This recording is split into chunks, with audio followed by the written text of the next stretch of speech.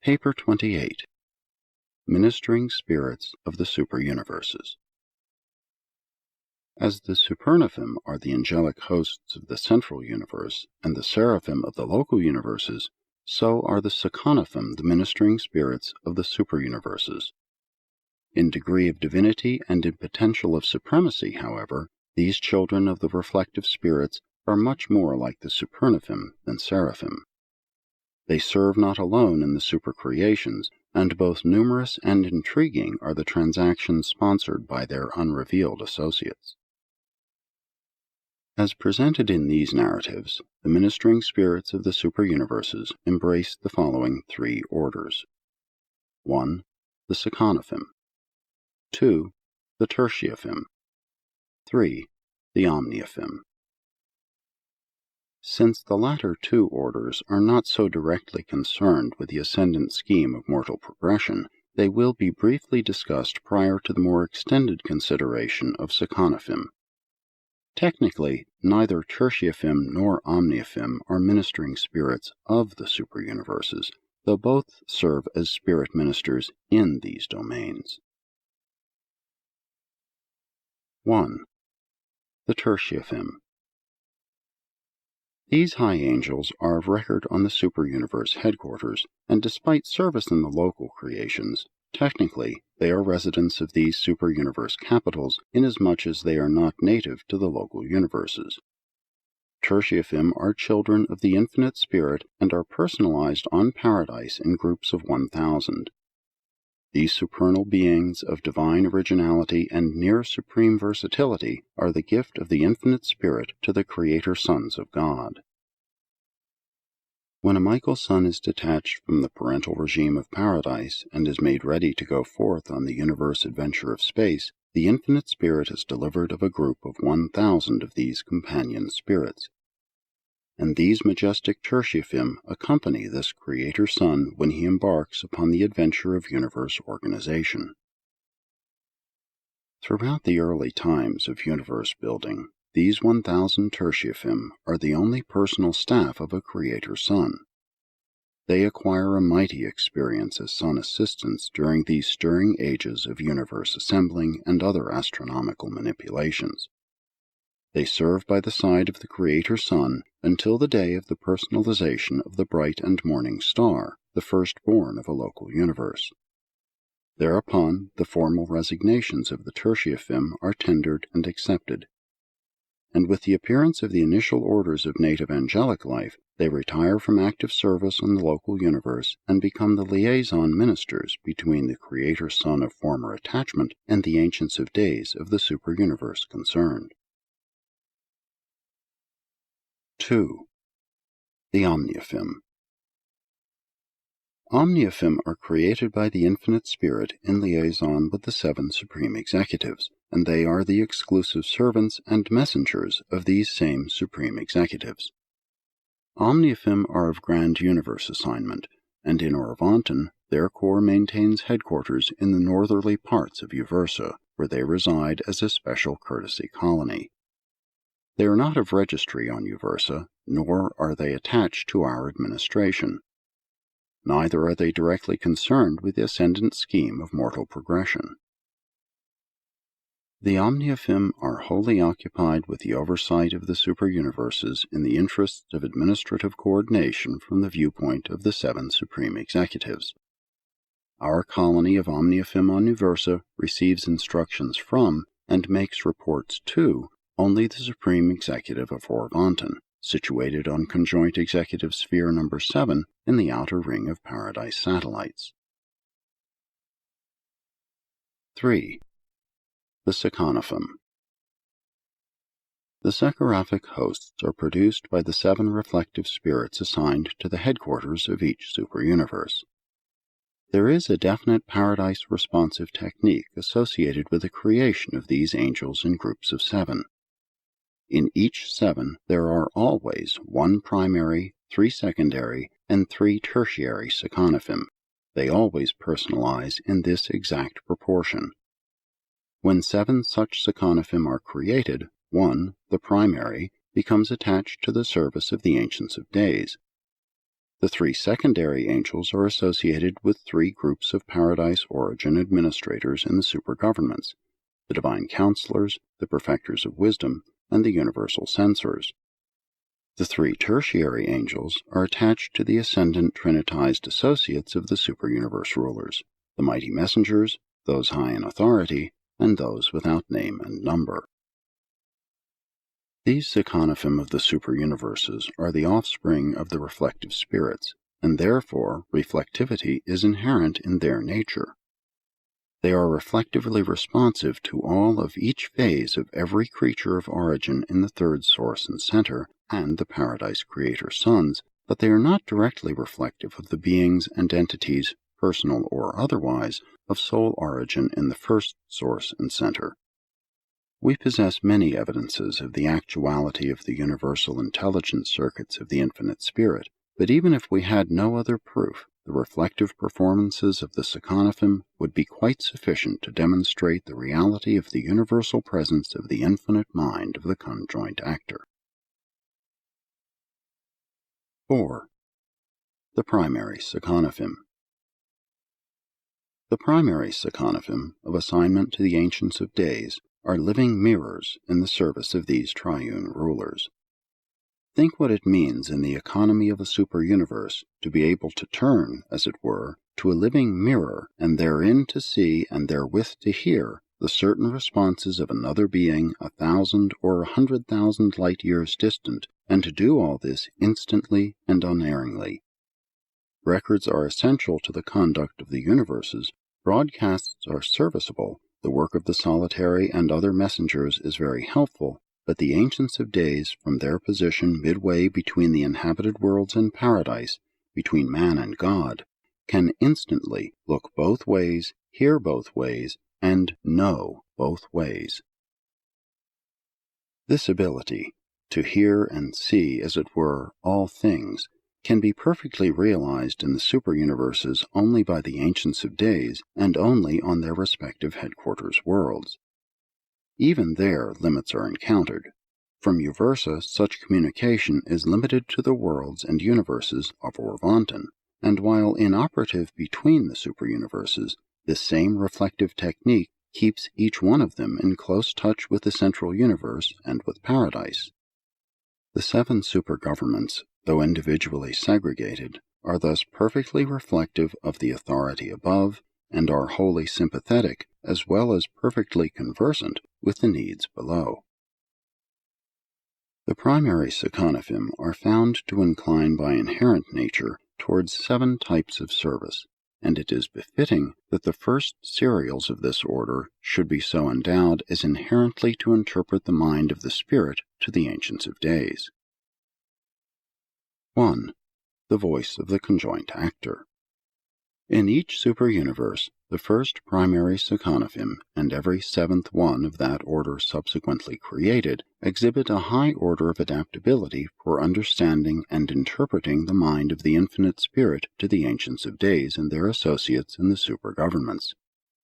This is of great value on the headquarters of the superuniverses, for unlike the local creations with their divine ministers, the seat of a supergovernment does not have a specialized personalization of the infinite spirit. Hence, these seraphic voices come the nearest to being the personal representatives of the third source and center on such a capital sphere.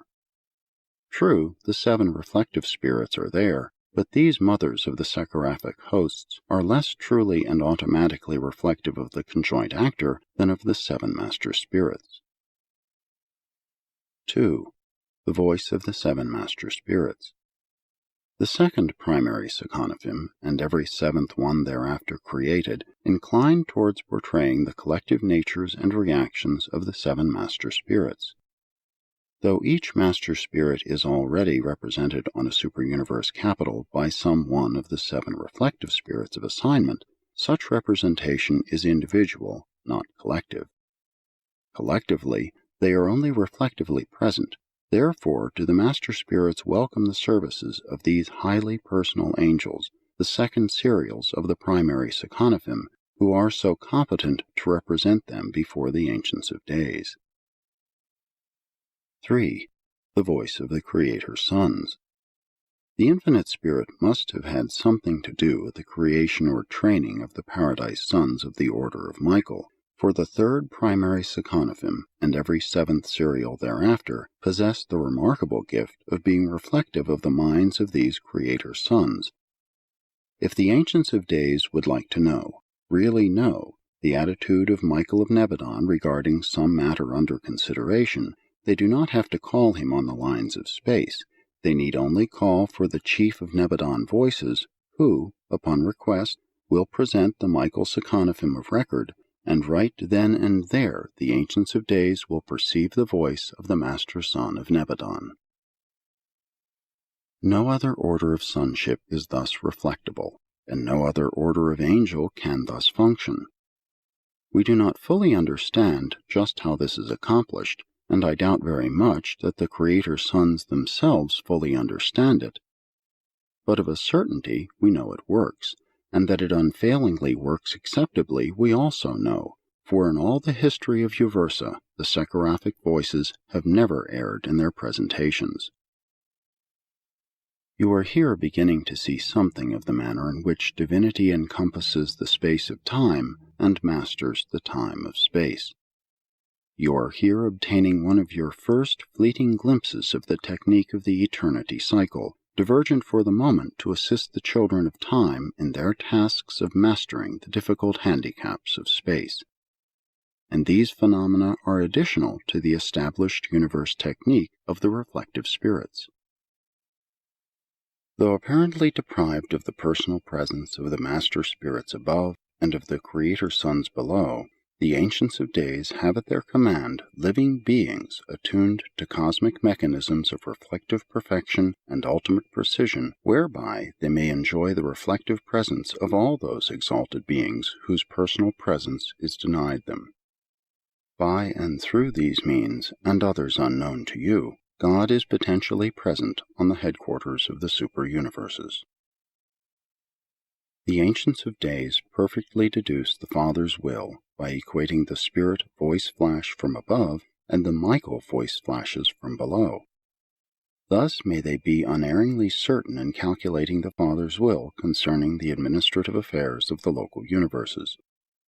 But to deduce the will of one of the gods from a knowledge of the other two, the three Ancients of Days must act together.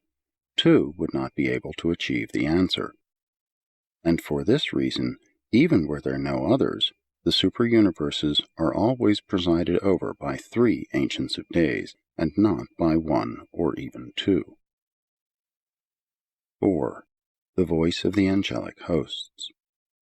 The fourth primary SECONAPHIM and every seventh serial prove to be angels peculiarly responsive to the sentiments of all orders of angels, including the SUPERUNIVERSES above and the Seraphim below. Thus the attitude of any commanding or supervising angel is immediately available for consideration at any council of the Ancients of Days.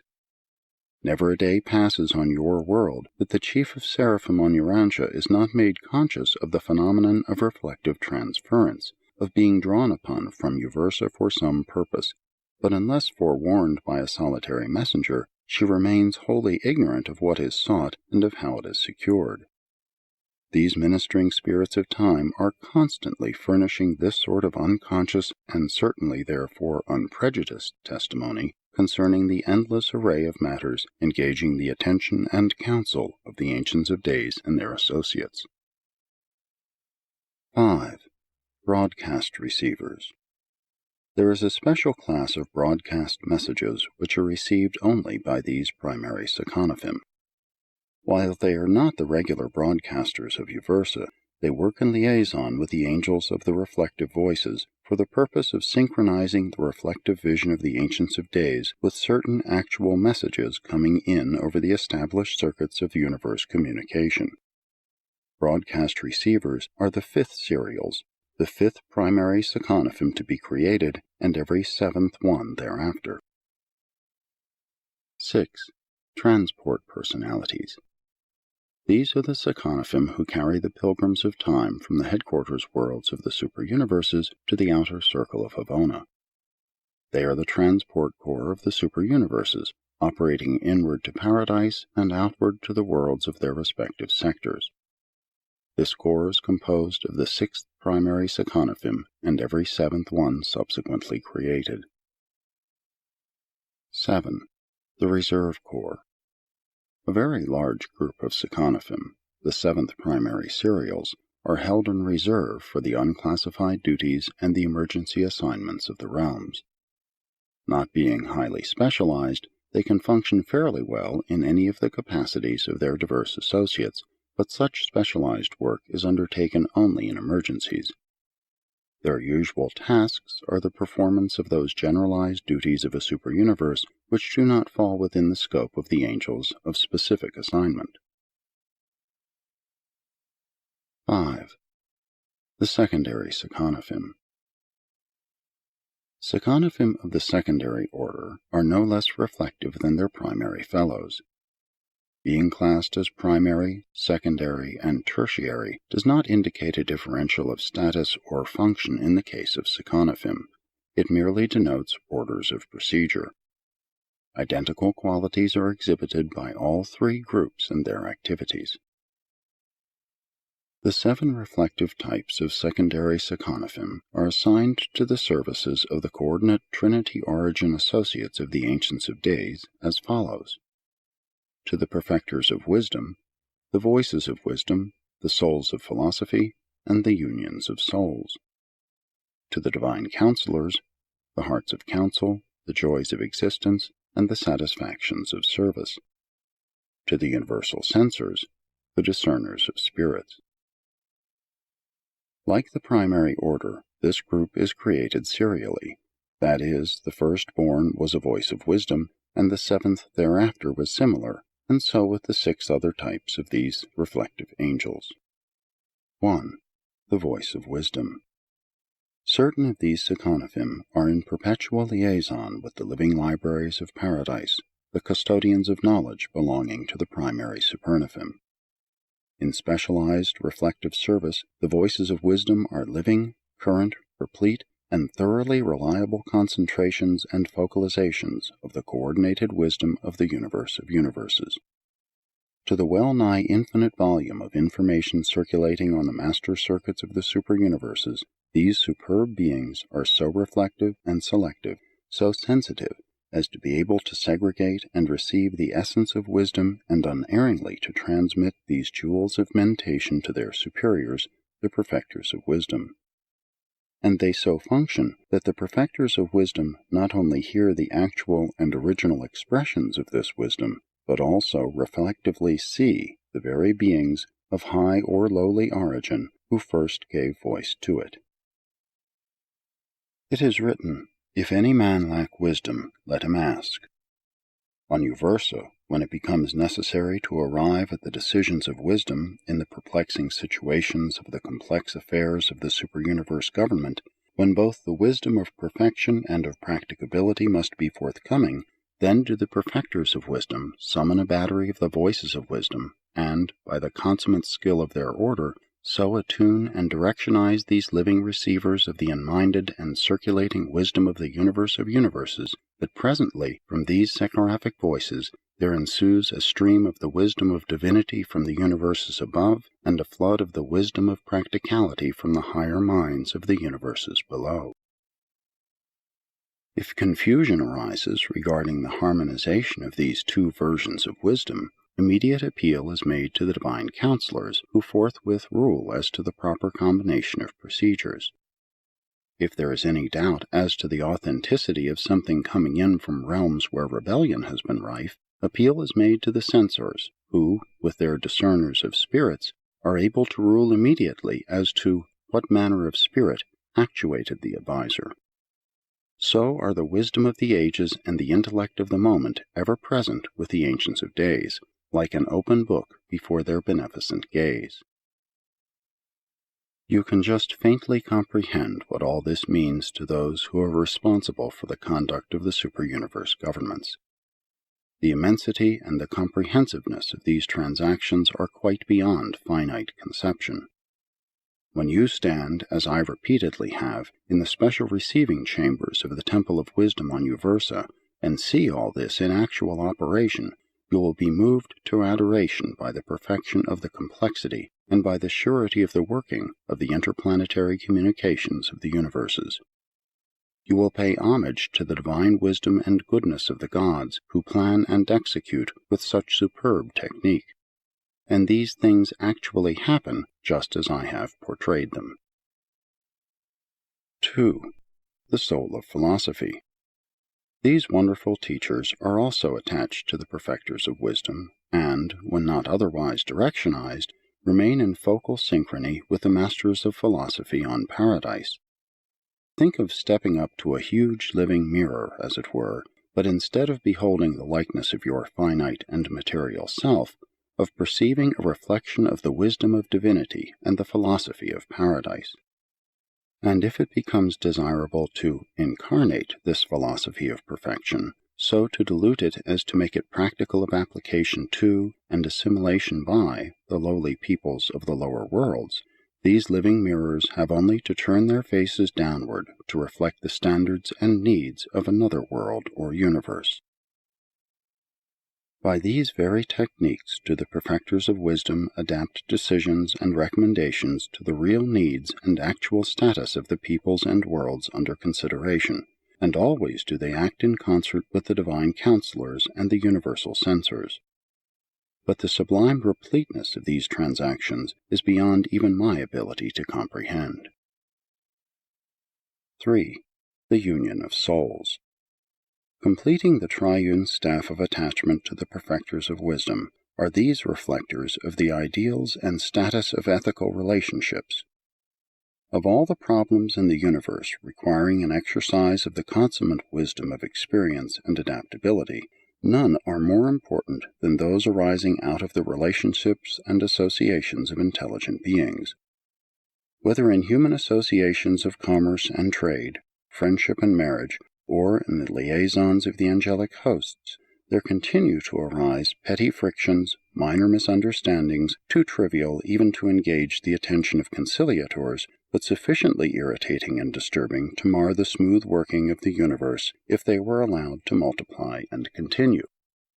Therefore do the perfecters of wisdom make available the wise experience of their order as the oil of reconciliation for an entire superuniverse.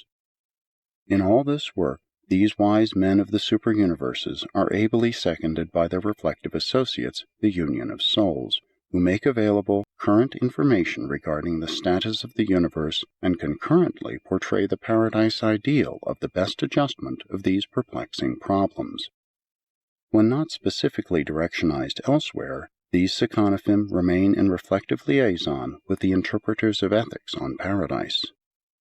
These are the angels who foster and promote the teamwork of all Orvonton.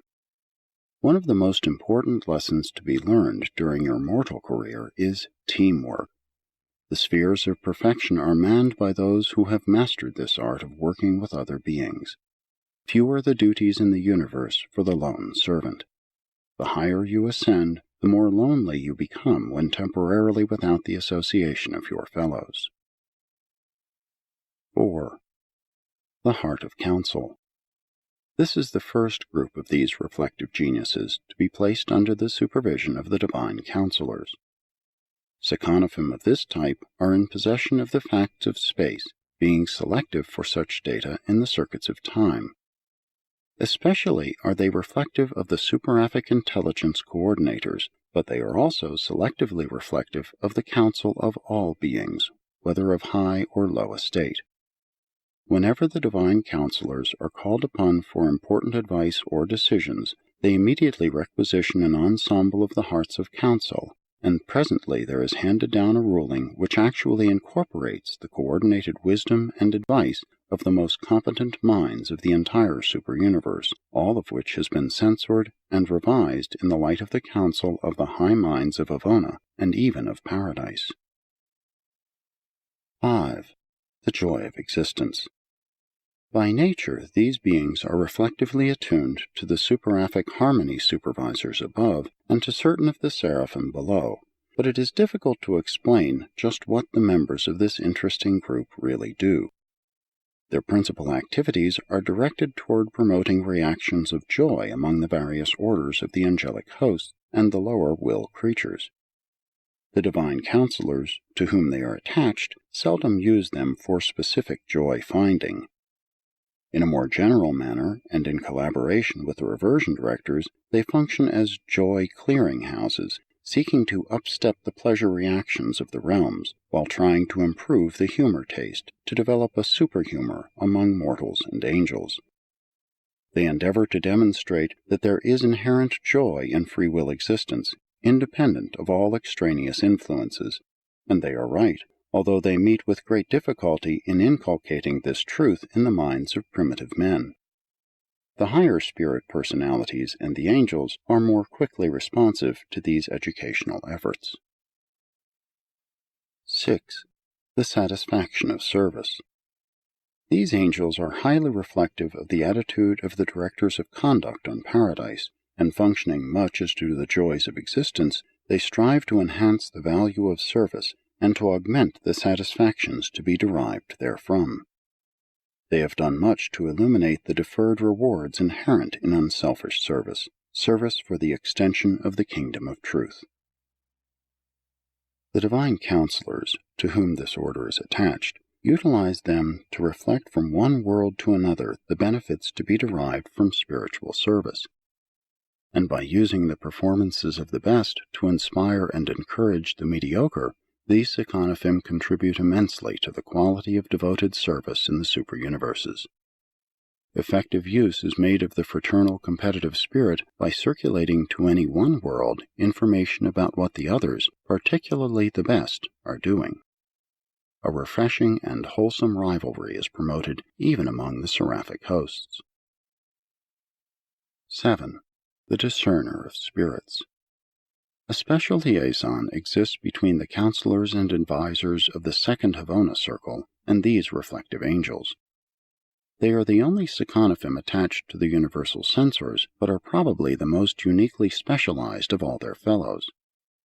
Regardless of the source or channel of information, no matter how meager the evidence at hand, when it is subjected to their reflective scrutiny, these discerners will forthwith inform us as to the true motive, the actual purpose, and the real nature of its origin. I marvel at the superb functioning of these angels, who so unerringly reflect the actual moral and spiritual character of any individual concerned in a focal exposure. The discerners of spirits carry on these intricate services by virtue of inherent spiritual insight, if I may use such words in an endeavor to convey to the human mind the thought that these reflective angels thus function intuitively, inherently, and unerringly. When the universal censors behold these presentations, they are face to face with the naked soul of the reflected individual, and this very certainty and perfection of portraiture in part explains why the censors can always function so justly as righteous judges. The discerners always accompany the censors on any mission away from Uversa, and they are just as effective out in the universes as at their Uversa headquarters. I assure you that all these transactions of the spirit world are real, that they take place in accordance with established usages and in harmony with the immutable laws of the universal domains. The beings of every newly created order, immediately upon receiving the breath of life, are instantly reflected on high. A living portrayal of the creature nature and potential is flashed to the superuniverse headquarters. Thus, by means of the discerners, are the censors made fully cognizant of exactly what manner of spirit has been born on the worlds of space. So it is with mortal man. The Mother Spirit of Salvington knows you fully, for the Holy Spirit on your world searches all things, and whatsoever the Divine Spirit knows of you is immediately available whenever the Seraphic discerners reflect with the Spirit concerning the Spirit's knowledge of you. It should, however, be mentioned that the knowledge and plans of the Father fragments are not reflectable. The discerners can and do reflect the presence of the adjusters, and the censors pronounce them divine, but they cannot decipher the content of the mindedness of the mystery monitors. 6. The Tertiary SECONAPHIM. In the same manner as their fellows, these angels are created serially and in 7 reflective types, but these types are not assigned individually to the separate services of the superuniverse administrators. All tertiary SECONAPHIM are collectively assigned to the Trinitized Sons of Attainment, and these ascendant sons use them interchangeably. That is, the mighty messengers can and do utilize any of the tertiary types, and so do their coordinates, those high in authority and those without name and number. These 7 types of tertiary SECONAPHIM are: 1. The significance of origins. The ascendant trinitized sons of a superuniverse government are charged with the responsibility of dealing with all issues growing out of the origin of any individual, race, or world.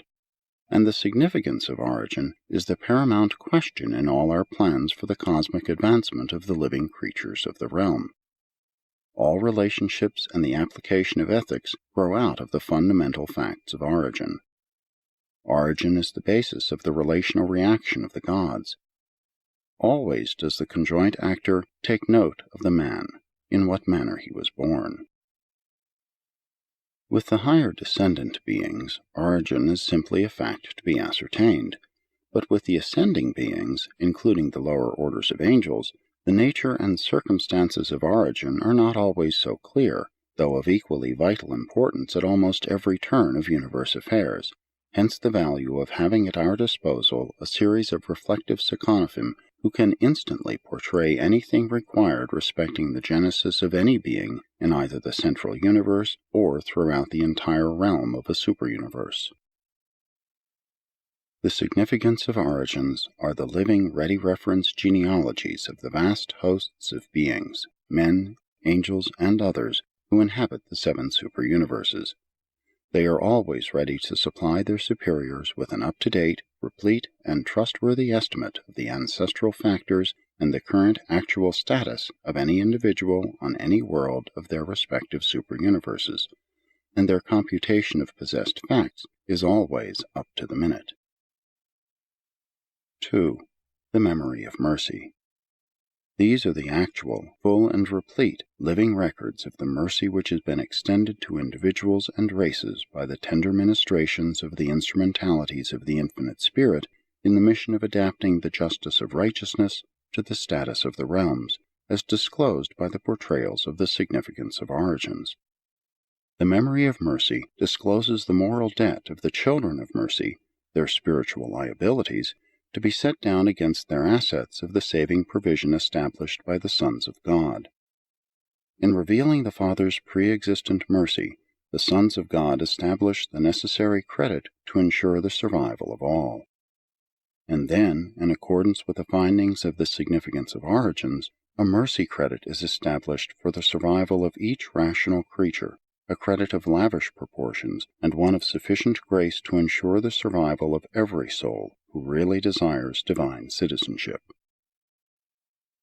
The memory of mercy is a living trial balance, a current statement of your account with the supernatural forces of the realms. These are the living records of mercy ministration, which are read into the testimony of the courts of Uversa when each individual's right to unending life comes up for adjudication, when thrones are cast up and the Ancients of Days are seated. The broadcasts of Uversa issue and come forth from before them, thousands upon thousands minister to them, and 10,000 times 10,000 stand before them. The judgment is set, and the books are opened. And the books which are opened on such a momentous occasion are the living records of the tertiary SECONAPHIM of the superuniverses.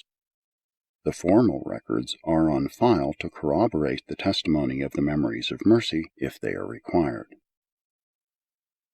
The memory of mercy must show that the saving credit established by the sons of God has been fully and faithfully paid out in the loving ministry of the patient personalities of the third source and center. But when mercy is exhausted, when the memory thereof testifies to its depletion, then does justice prevail and righteousness decree. For mercy is not to be thrust upon those who despise it. Mercy is not a gift to be trampled underfoot by the persistent rebels of time. Nevertheless, though mercy is thus precious and dearly bestowed, your individual drawing credits are always far in excess of your ability to exhaust the reserve if you are sincere of purpose and honest of heart. The mercy reflectors, with their tertiary associates, engage in numerous superuniverse ministries, including the teaching of the ascending creatures. Among many other things, the significance of origins teach the ascenders how to apply spirit ethics, and following such training, the memories of mercy teach them how to be truly merciful. While the spirit techniques of mercy ministry are beyond your concept, you should even now understand that mercy is a quality of growth. You should realize that there is a great reward of personal satisfaction in being first just, next fair, then patient, then kind. And then, on that foundation, if you choose and have it in your heart, you can take the next step and really show mercy. But you cannot exhibit mercy in and of itself. These steps must be traversed. Otherwise, there can be no genuine mercy. There may be patronage, condescension, or charity, even pity, but not mercy. True mercy comes only as the beautiful climax to these preceding adjuncts to group understanding, mutual appreciation, fraternal fellowship, spirit communion, and divine harmony. 3. The import of time. Time is the one universal endowment of all will creatures. It is the one talent entrusted to all intelligent beings. You all have time in which to ensure your survival, and time is fatally squandered only when it is buried in neglect, when you fail so to utilize it as to make certain the survival of your soul. Failure to improve one's time to the fullest extent possible does not impose fatal penalties. It merely retards the pilgrim of time in his journey of ascent. If survival is gained, all other losses can be retrieved. In the assignment of trusts, the counsel of the imports of time is invaluable. Time is a vital factor in everything this side of Havona and Paradise. In the final judgment before the Ancients of Days, time is an element of evidence. The imports of time must always afford testimony to show that every defendant has had ample time for making decisions, achieving choice. These time evaluators are also the secret of prophecy. They portray the element of time which will be required in the completion of any undertaking, and they are just as dependable as indicators as are the Frandalanks and Chronaldecks of other living orders. The gods foresee, hence foreknow, but the ascendant authorities of the universes of time must consult the imports of time to be able to forecast events of the future. You will first encounter these beings on the mansion worlds, and they will there instruct you in the advantageous use of that which you call time, both in its positive employment, work, and in its negative utilization, rest. Both uses of time are important. 4. The solemnity of trust. Trust is the crucial test of will creatures. Trustworthiness is the true measure of self-mastery, character. These SECONAPHIM accomplish a double purpose in the economy of the superuniverses. They portray to all will creatures the sense of the obligation, sacredness, and solemnity of trust. At the same time, they unerringly reflect to the governing authorities the exact trustworthiness of any candidate for confidence or trust. On Urantia, you grotesquely essay to read character and to estimate specific abilities, but on Uversa we actually do these things in perfection. These SECONAPHIM weigh trustworthiness in the living scales of unerring character appraisal, and when they have looked at you, we have only to look at them to know the limitations of your ability to discharge responsibility, execute trust, and fulfill missions. Your assets of trustworthiness are clearly set forth alongside your liabilities of possible default or betrayal. It is the plan of your superiors to advance you by augmented trusts, just as fast as your character is sufficiently developed to gracefully bear these added responsibilities. But to overload the individual only courts disaster and ensures disappointment. and the mistake of placing responsibility prematurely upon either man or angel may be avoided by utilizing the ministry of these infallible estimators of the trust capacity of the individuals of time and space. These SECONAPHIM ever accompany those high in authority, and never do these executives make assignments until their candidates have been weighed in the seraphic balances and pronounced not wanting. 5. The sanctity of service. The privilege of service immediately follows the discovery of trustworthiness. Nothing can stand between you and opportunity for increased service except your own untrustworthiness, your lack of capacity for appreciation of the solemnity of trust. Service, purposeful service, not slavery, is productive of the highest satisfaction and is expressive of the divinest dignity. Service, more service, increased service, difficult service, adventurous service, and at last divine and perfect service is the goal of time and the destination of space. But ever will the play cycles of time alternate with the service cycles of progress. And after the service of time, there follows the super-service of eternity. During the play of time, you should envision the work of eternity, even as you will, during the service of eternity, reminisce the play of time. The universal economy is based on intake and output. Throughout the eternal career, you will never encounter monotony of inaction or stagnation of personality. Progress is made possible by inherent motion. Advancement grows out of the divine capacity for action, and achievement is the child of imaginative adventure. But inherent in this capacity for achievement is the responsibility of ethics, the necessity for recognizing that the world and the universe are filled with a multitude of differing types of beings. All of this magnificent creation, including yourself, was not made just for you. This is not an egocentric universe. The gods have decreed, "It is more blessed to give than to receive," and said your master's son, "He who would be greatest among you, let him be server of all." The real nature of any service, be it rendered by man or angel, is fully revealed in the faces of these seraphic service indicators, the sanctities of service. The full analysis of the true and of the hidden motives is clearly shown. These angels are indeed the mind readers, heart searchers, and soul revealers of the universe. Mortals may employ words to conceal their thoughts, but these high SECONAPHIM lay bare the deep motives of the human heart and of the angelic mind. 6 and 7. The secret of greatness and the soul of goodness. The ascending pilgrims, having awakened to the import of time, the way is prepared for the realization of the solemnity of trust and for the appreciation of the sanctity of service. While these are the moral elements of greatness, there are also secrets of greatness. When the spiritual tests of greatness are applied, the moral elements are not disregarded, but the quality of unselfishness revealed in disinterested labor for the welfare of one's earthly fellows, particularly worthy beings in need and in distress, that is the real measure of planetary greatness. And the manifestation of greatness on a world like Urantia is the exhibition of self-control. The great man is not he who takes a city or overthrows a nation, but rather he who subdues his own tongue. Greatness is synonymous with divinity. God is supremely great and good. Greatness and goodness simply cannot be divorced. They are forever made one in God.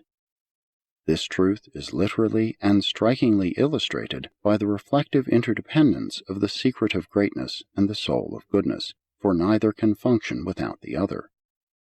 In reflecting other qualities of divinity, the superuniverse SECONAPHIM can and do act alone, but the reflective estimates of greatness and of goodness appear to be inseparable.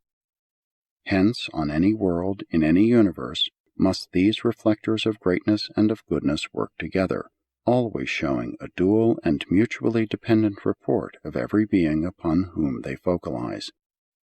Greatness cannot be estimated without knowing the content of goodness, while goodness cannot be portrayed without exhibiting its inherent and divine greatness.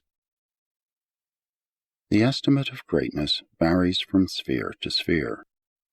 To be great is to be godlike, and since the quality of greatness is wholly determined by the content of goodness, it follows that, even in your present human estate, if you can through grace become good, you are thereby becoming great. The more steadfastly you behold, and the more persistently you pursue the concepts of divine goodness, the more certainly will you grow in greatness, in true magnitude of genuine survival character. 7. Ministry of the SECONAPHIM. The SECONAPHIM have their origin and headquarters on the capitals of the superuniverses, but with their liaison fellows, they range from the shores of paradise to the evolutionary worlds of space. They serve as valued assistants to the members of the deliberative assemblies of the supergovernments and are of great help to the courtesy colonies of Uversa, the star students, millennial tourists, celestial observers, and a host of others, including the ascendant beings in waiting for Havona transport. The Ancients of Days take pleasure in assigning certain of the primary SECONAPHIM to assist the ascending creatures domiciled on the 490 study worlds surrounding Uversa, and here also do many of the secondary and tertiary orders serve as teachers. These Uversa satellites are the finishing schools of the universes of time, presenting the preparatory course for the seven-circuited University of Havona. Of the three orders of SECONAPHIM, the tertiary group attached to the ascendant authorities minister most extensively to the ascending creatures of time. You will on occasion meet them soon after your departure from Urantia, though you will not freely make use of their services until you reach the tarrying worlds of Orvonton. You will enjoy their companionship when you become fully acquainted with them during your sojourn on the Uversa school worlds. These tertiary SECONAPHIM are the time-savers, space-abridgers, error detectors, faithful teachers, and everlasting guideposts, living signs of divine surety, in mercy placed at the crossroads of time, there to guide the feet of anxious pilgrims in moments of great perplexity and spiritual uncertainty. Long before attaining the portals of perfection, you will begin to gain access to the tools of divinity and to make contact with the techniques of deity. Increasingly, from the time you arrive on the initial mansion world until you close your eyes in the Havona sleep preparatory to your paradise transit, you will avail yourself of the emergency help of these marvelous beings, who are so fully and freely reflective of the sure knowledge and certain wisdom of those safe and dependable pilgrims who have preceded you on the long journey to the portals of perfection. We are denied the full privilege of using these angels of the reflective order on Urantia. They are frequent visitors on your world, accompanying assigned personalities, but here they cannot freely function. This sphere is still under partial spiritual quarantine, and some of the circuits essential to their services are not here at present. When your world is once more restored to the reflective circuits concerned, much of the work of interplanetary and inter-universe communication will be greatly simplified and expedited. Celestial workers on Urantia encounter many difficulties because of this functional curtailment of their reflective associates. But we go on joyfully conducting our affairs with the instrumentalities at hand, notwithstanding our local deprivation of many of the services of these marvelous beings, the living mirrors of space and the presence projectors of time. Sponsored by a mighty messenger of Uversa.